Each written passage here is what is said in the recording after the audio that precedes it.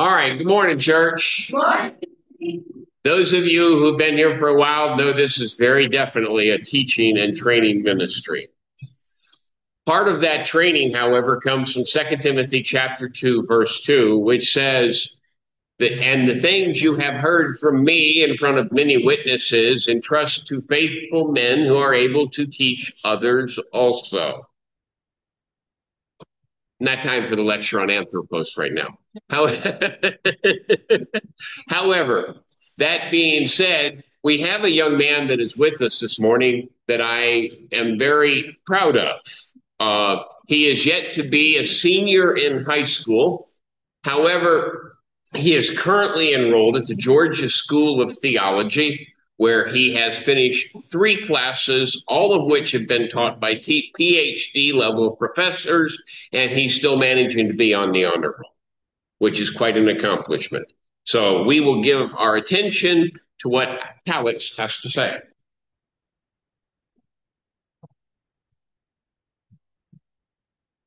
Good morning. So our topic for this morning is the 4 depths of love, which is agape, storge, phileo, and eros. Love is the defining mark of the Christian faith. Jesus was asked, which is the great commandment in the law? He answered, and go to Matthew chapter 22. We'll read verses 37 and 38.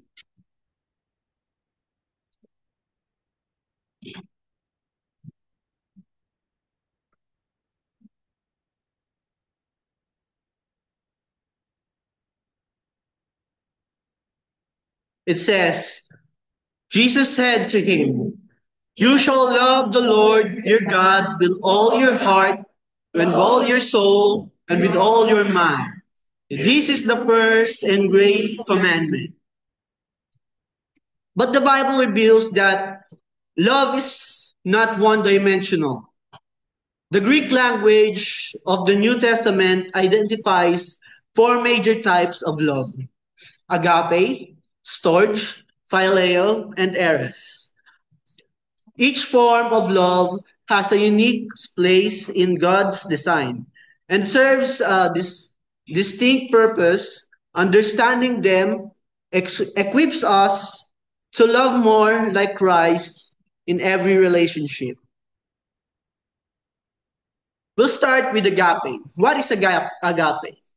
Agape is a selfless or sacrificial love.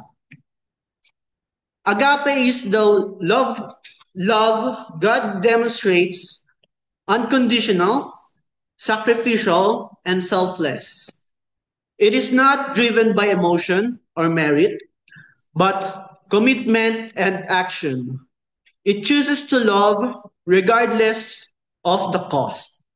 Go to John chapter 16. John chapter 3 verse 16. Sorry.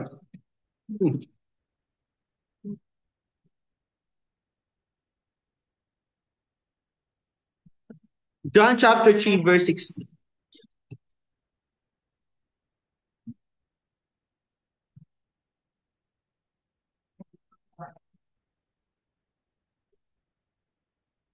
It says, "For God so loved the world that he gave his only begotten Son, that whoever believes in him should not perish, but have everlasting life."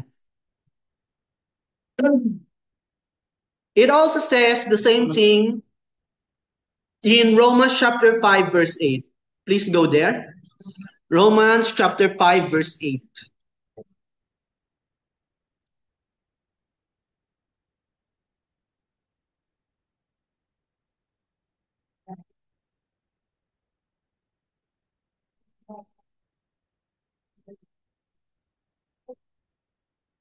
It says, "But God demonstrates his own love toward us in that while we were still sinners, Christ died for us." It also says in 1 Corinthians, it says, "Love suffers long and is kind. Love does not envy. Love does not parade itself. Love is not puffed up, does not behave not rudely. Love does not seek its own. Love is not provoked. Love thinks no evil. Love does not rejoice in iniquity, but rejoices in truth. Love bears all things, believes in all things. Love hopes all things, and love endures all things. Love never fails, but whether there are prophecies, they will fall. They will fail. Whether there are tongues, they will cease. Whether there is knowledge, it will vanish away. This is the love Jesus showed on the cross. He loved those who abandoned him, denied him, and crucified him. Yet, he forgave, he gave, and served. Agape is the foundation of Christian identity. Go to John chapter 13. John chapter 13, verse 35.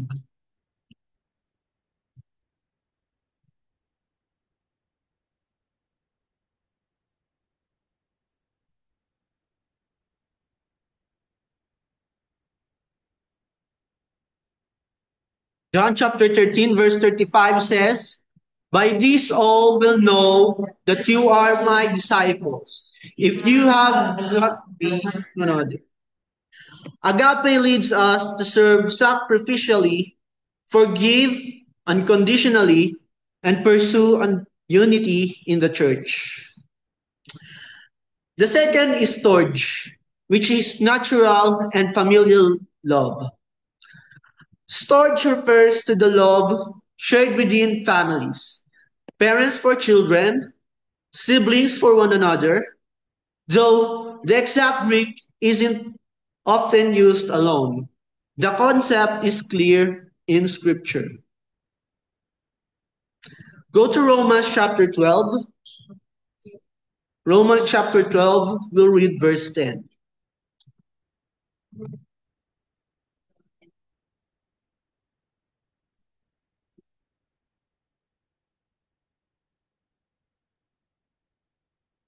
It says, be kindly affectionate to one another with brotherly love, in honor, giving preferences to one another.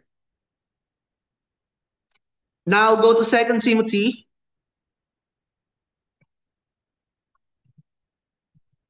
2 Timothy chapter 3, verse 3.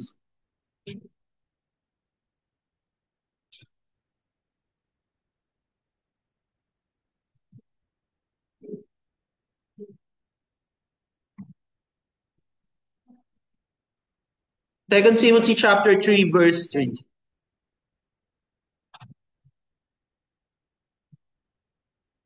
It says, unloving, unforgiving slanderers, without self-control, brutal, despisers of good.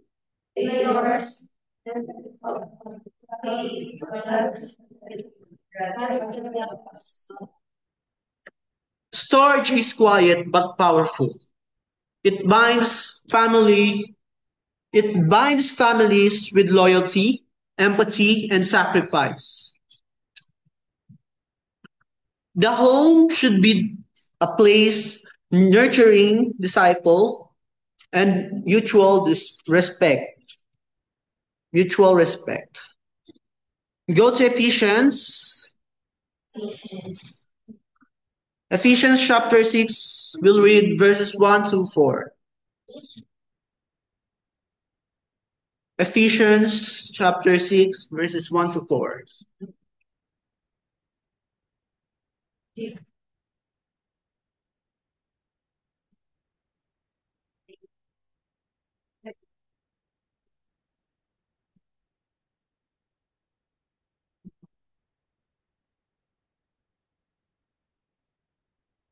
Ephesians chapter 6, verse 1 to 4 says, children, obey your parents in the Lord, for this is right. Honor your father and mother, which is first commandment with promise, that it may be well with you and you may belong to earth. And you fathers, do not provoke your children to wrath, but bring them up in the training and admonition of the Lord. Families grounded in storage become sanctuaries of grace, strength, and love. Now, the third love is the brotherly love, the phileo.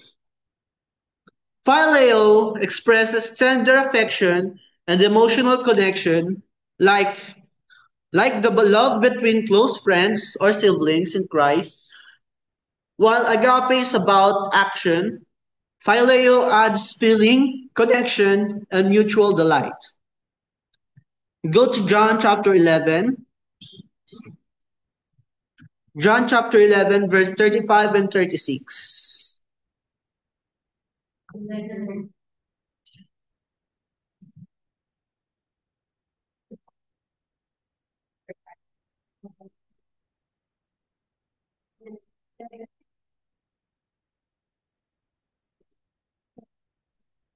It says, Jesus wept. Then the Jews said, see how he loved him. Now go to Revelations. Revelation chapter 3, verse 19.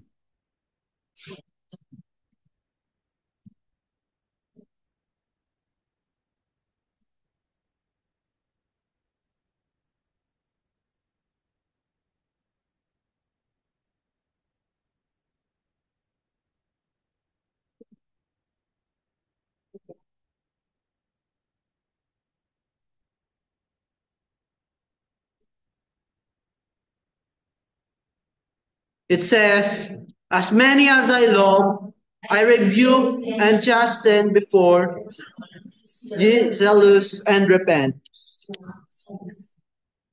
Jesus had phileo for Lazarus. He shares his affectionate love with us. Phileo is essential in the church.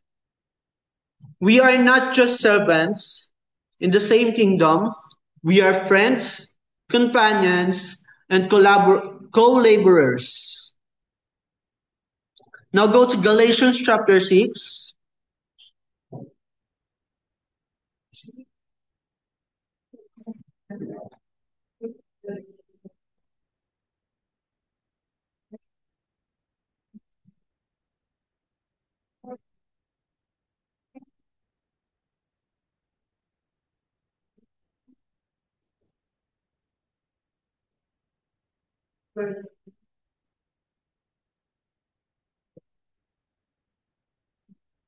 It says, bear one another burdens and so fulfill the law of Christ.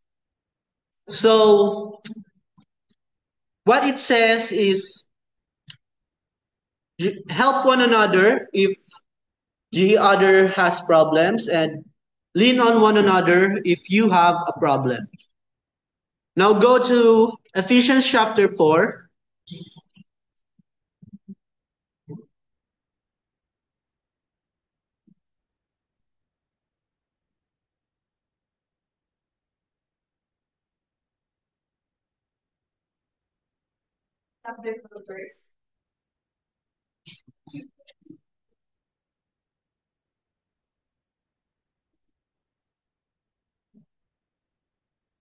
Ephesians chapter 4 verse 32 says, and be kind to one another, tender-hearted, forgiving one another, even as God in Christ forgave you.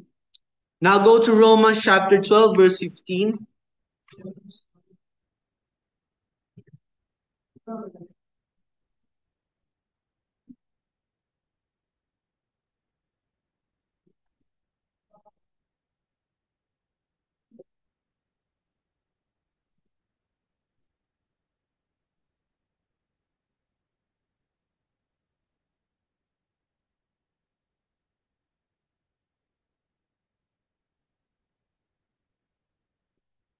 It says, Rejoice with those who rejoice, and weep with those who weep. Now we'll go to Eros. Eros means romantic and physical love. Eros is romantic and passionate love, though the term Eros is not used in the New Testament. Its concept is central to the biblical version of marriage. God designed Eros to be a powerful bond between husband and wife. Go to go to Hebrews, Hebrews chapter 13 and verse 4.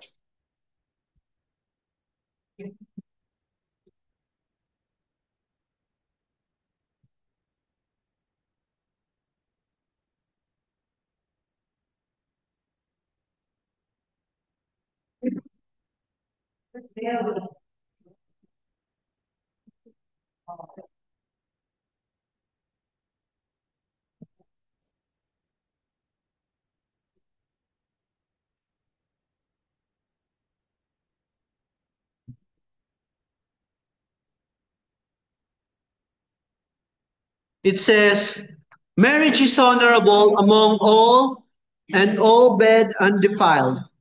But fornicators and adulterers God will judge.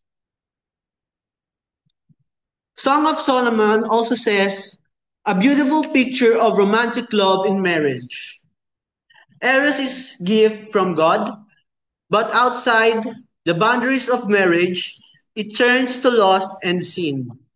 Inside God's design, it fosters intimacy, joy, and unity. Christians are called to purity and faithfulness. Go to First Corinthians chapter 6. First Corinthians chapter 6, verse 18 to 20.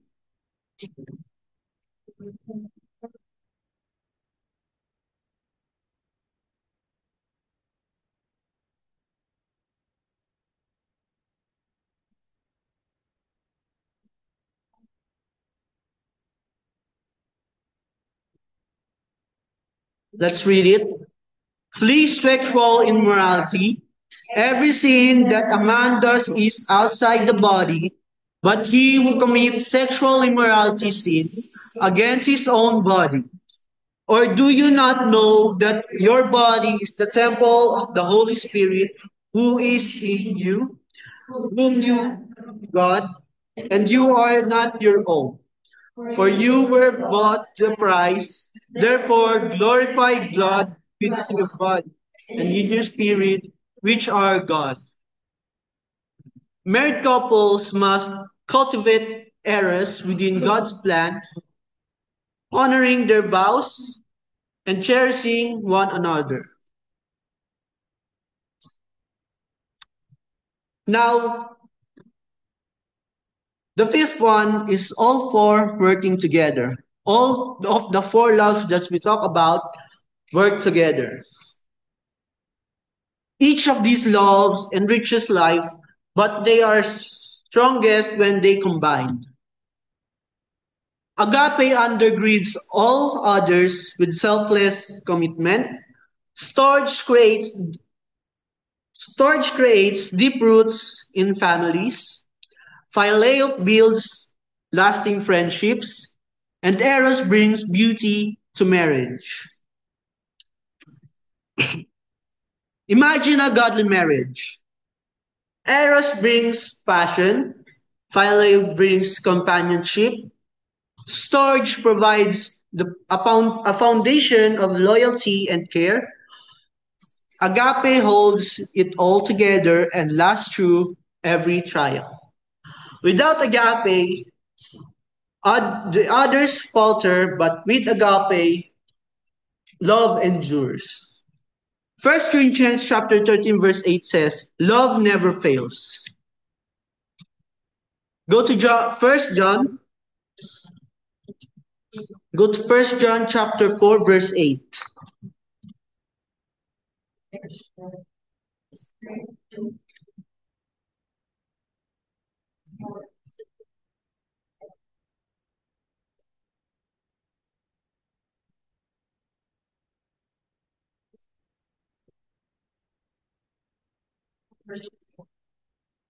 First John chapter 4, verse 8.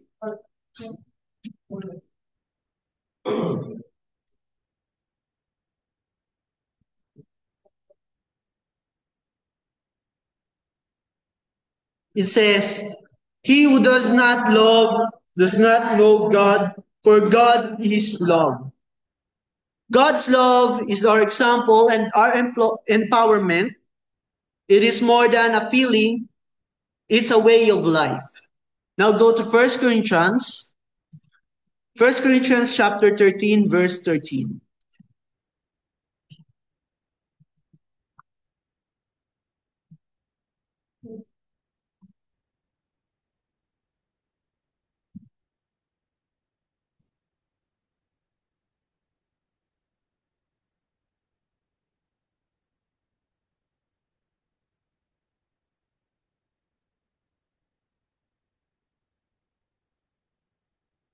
It says, and now abide faith, hope, love, these three, but the greatest of these is love. Let us live with a love that reflects our Savior, agape at the core, and all other loves flowing from it.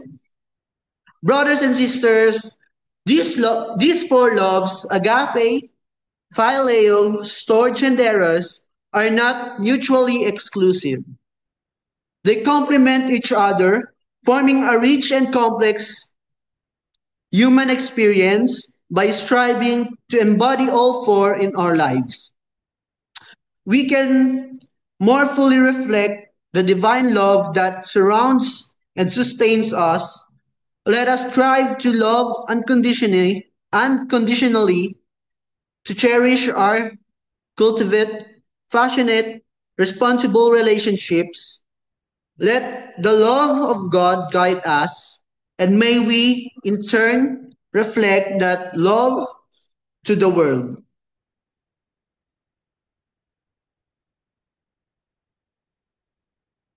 But in order to be saved, we just we need to do our part. Love is important, but there are steps to achieve our forgiveness. First, we must steer. Romans chapter 10, verse 17 says, so faith comes from hearing, and hearing by the word of God. Then we need to repent. Luke chapter 13, verse 3 says, no, I tell you, but unless you repent, you will all likewise perish. Then we must confess. Romans chapter 10, verse 9 and 10 says, that you can confess with your mouth that Jesus is Lord and believe in your heart and God raised him from the dead, you will be saved. For with the heart one believes and is justified, and with the mouth one confesses and is saved. Then we must be baptized. First Peter chapter 3 verse 21 says, baptism which corresponds to this now saves you, not as a removal of dirt from the body, but as an appeal to God for a good conscience through the resurrection of Jesus Christ. Then, lastly, we must remain faithful. Revelation chapter 2 verse 10 says, do not fear what you are about to suffer. Behold, the devil is about to throw some of you into prison, that you may be tested. And for 10 days you will have tribulation. Be faithful unto death, and I will give you the crown of life. Thank you for listening for this morning.